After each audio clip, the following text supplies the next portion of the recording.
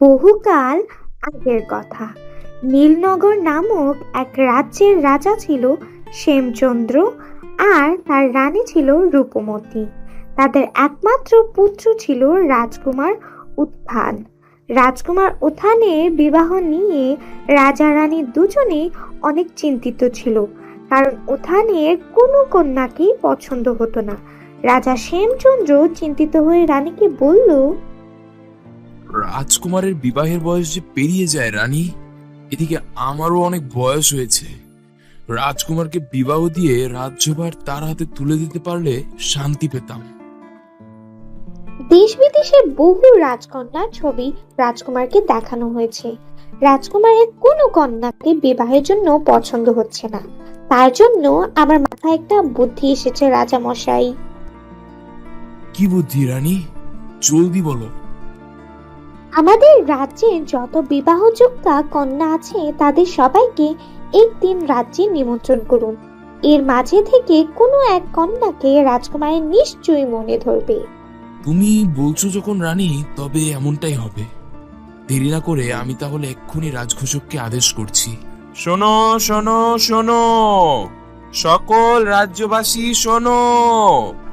রাজা এ রাজ্যের বিবাহযোগ্য সকল কন্যাকে আগামী সোমবার রাজপ্রাসাদে নিমন্ত্রণ করেছেন।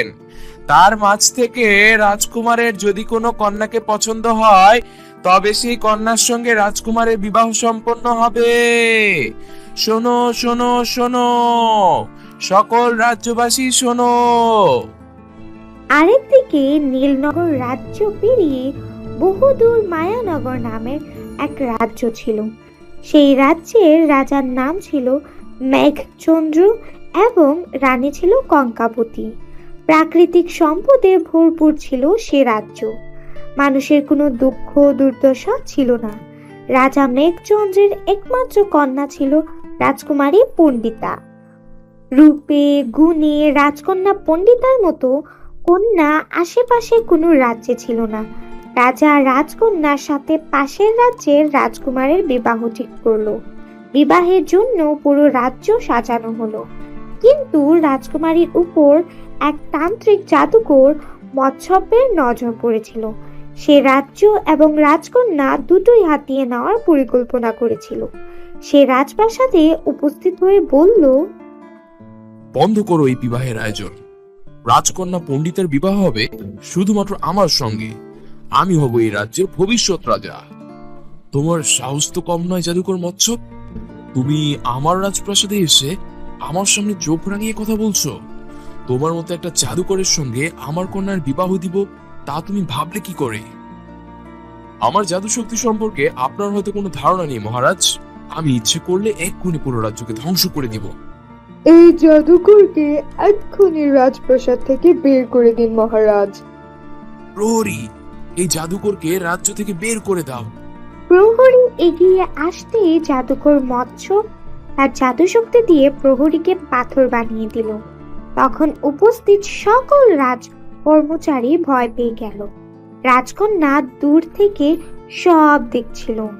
যুদ্ধবিদ্যায় পারদর্শী রাজকন্যা তখন তার খোলা তরবারি নিয়ে এগিয়ে এলো। তরবারি লম্বা করে জাদুকরের দিকে ধরে বলল, তোমার স্পর্ধা হলো কি করে আমাকে বিয়ে করতে চাওয়ার? এক্ষুনি এই রাজপ্রাসাদ থেকে বেরিয়ে যাও জাদুকর মৎস্য, নয়তো তোমার দেহ থেকে মাথা বিচ্ছিন্ন করে দেব। রাজকন্যা এখন আমার, পুরো রাজ্য এখন আমার। যে আমার বিরুদ্ধে কোনো কথা বলবে তাকে সঙ্গে সঙ্গে পাথরে পরিণত করব। ছেড়ে দাও আমার কন্যাকে, দয়া করে তাকে ছবি থেকে মুক্তি দাও। একটা পায়রার এত বড় দুঃসাহস! ছাড়বো না, কাউকে ছাড়বো না। এই বলে জাদুকর মৎস্য মন্ত্র বলে পুরো রাজ্যকে স্থির করে দিল। রাজা রানী এবং সমস্ত প্রজারা যে যেখানে যেই অবস্থায় ছিল সেই অবস্থায় স্থির হয়ে রইল। এদিকে নীলনগর রাজ্যে সমস্ত বিবাহযোগ্য কন্যারা সেজে গুজে রাজপ্রাসাদে আসলো। রাজপুত্র উত্থান মন্ত্রী পুত্র ভূপালের সাথে এক জায়গায় মন খারাপ করে দাঁড়িয়েছিল। মন খারাপ করছো কেন হে বন্ধু? তোমার কি কোনো কন্যা কি পছন্দ হচ্ছে না? আমার কাউকেই মনে ধরছে না বন্ধু। বাবা মাকে এবার আমি কি জবাব দিব তাই ভাবছি। এমন সময় ওখানে রাজকন্যা পণ্ডিতার পায়রাটি উড়ে এলো এবং রাজকন্যার ছবিটি উঠানের সামনে ফেলে দিয়ে উড়ে গেল। রাজকুমার উঠান ছবিটি হাতে তুলে নিল। ছবিটির দিকে তাকিয়ে রাজকুমার মুগ্ধ হয়ে গেল। ছবিটিকে দেখতে ভূপালকে বলল, রূপে যেমন সুন্দর, অস্ত্র হাতে তেমনই ভয়ঙ্কর। কে এই কন্যা? ছবি তো নয়, যেন জীবন্ত এক মানবী। আমি একেই বিবাহ করতে চাই। রাজার আদেশে তখন রাজদূতেরা বিভিন্ন রাজ্য ঘুরে ঘুরে ছবিটি সেই কন্যাকে খুঁজতে লাগলো। এরপর রাজদূত ফিরে এসে রাজাকে বলল, আমাদের ক্ষমা করুন রাজা মশাই, আমরা দূর দূরান্তে বহু রাজ্য অনুসন্ধান করে ছবির কন্যার কোনো হদিস পেলাম না। আমার এতগুলো রাজদূত একটা কন্যাকে খুঁজে পেতে ব্যর্থ হলো কি করে? এই কন্যা কি সত্যি সত্যি আছে, নাকি এটা শুধুই কোনো শিল্পীর আঁকা কাল্পনিক ছবি? আমাকে অনুমতি দিন পিতা মহারাজ, আমি নিজে বিশ্বভ্রমণে বেরোবো এবং ছবি কন্যাকে খুঁজে বের করব। ঠিক আছে রাজকুমার উত্থান, তুমি যদি চাও তবে বিশ্বভ্রমণে বের হও, তবে মন্ত্রীপুত্রকে অবশ্যই সঙ্গে নিবে। যথা আজ্ঞা পিতা মহারাজ। এরপর রাজকুমার উত্থান এবং মন্ত্রী পুত্র ভূপাল ঘোড়ায় চেপে বিশ্বভ্রমণে বের হলো। তারা অনেক রাজ্য ভ্রমণ পেরিয়ে গেল, কিন্তু ছবি কন্যার কোনো হদিস বের করতে পারলো না। একদিন রাজকুমার উত্থান ছবি কন্যার মাথার চুলের পরিবর্তন লক্ষ্য করলো।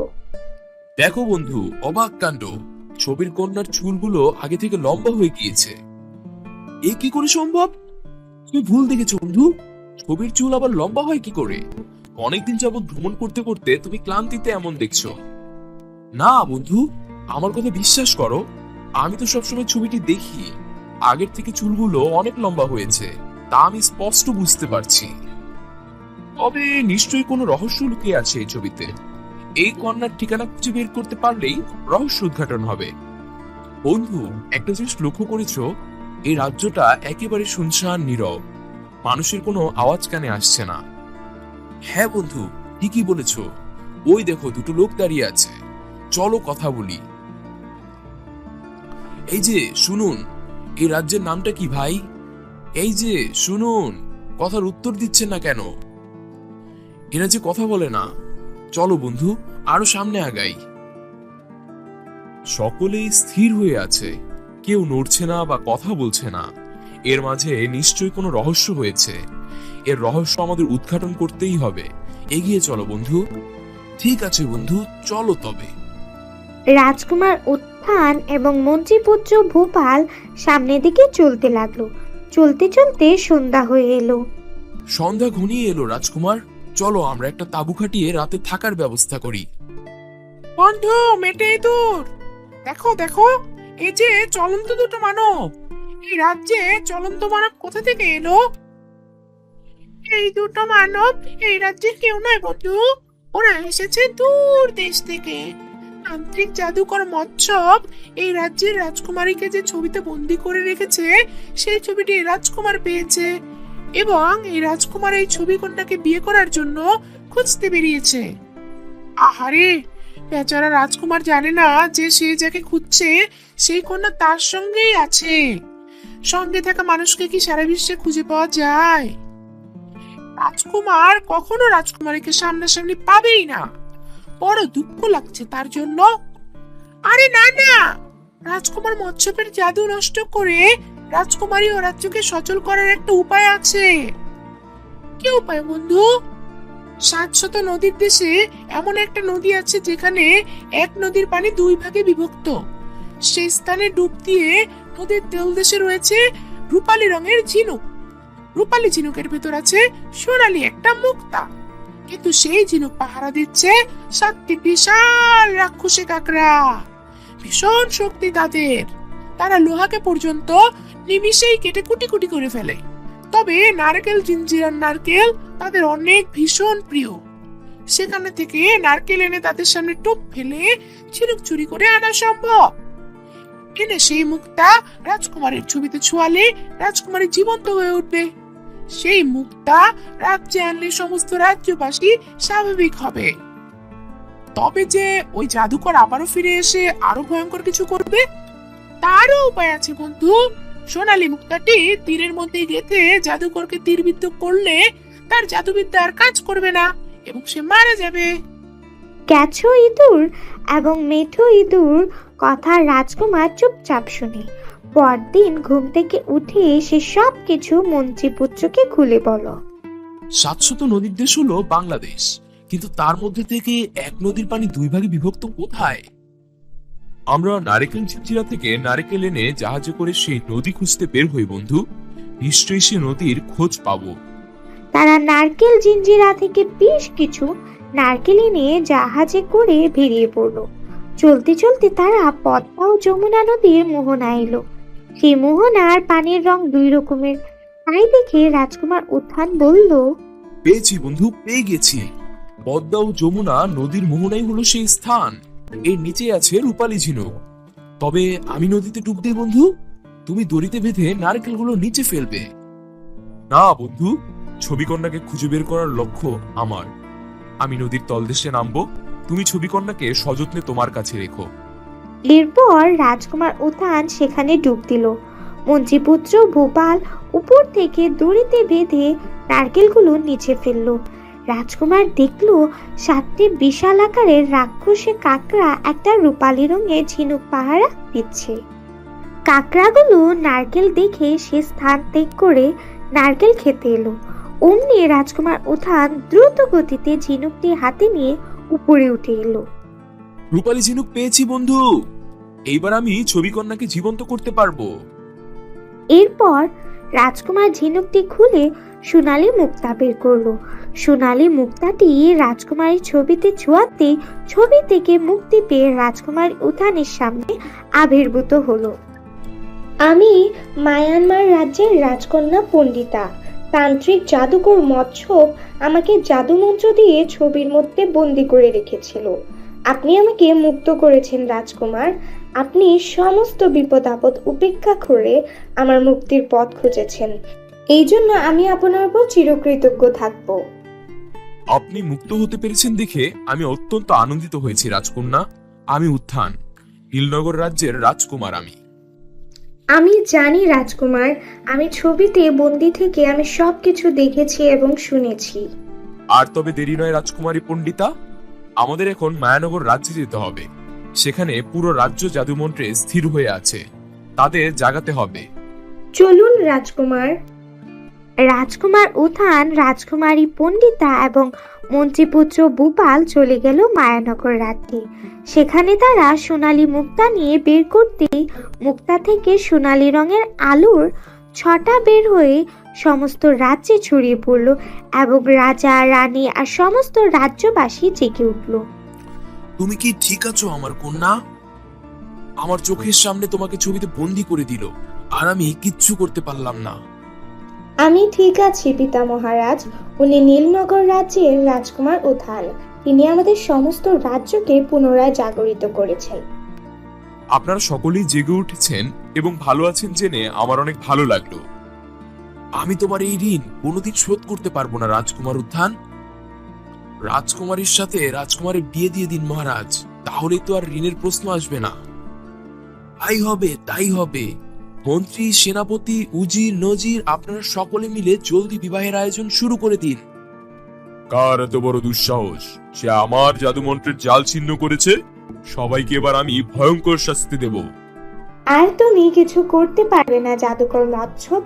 তোমার সমস্ত জাদুর খেলা এখানেই শেষ। এই দেখো। রাজকুমারী তার হাতে থাকা রূপালী ঝিনুকটা জাদুকর মৎস্যপের সামনে ধরে। মৎস্যপ তা দেখে পিছনে ঘুরে পালিয়ে যেতে উদ্যত হয়, কিন্তু সামনেই দেখে রাজকুমার তীর ধনুক নিয়ে দাঁড়িয়ে আছে। তীরের মধ্যে সোনালী মুক্তা গাঁথা। মেরো না, মেরো না ওই তীর, মেরো না।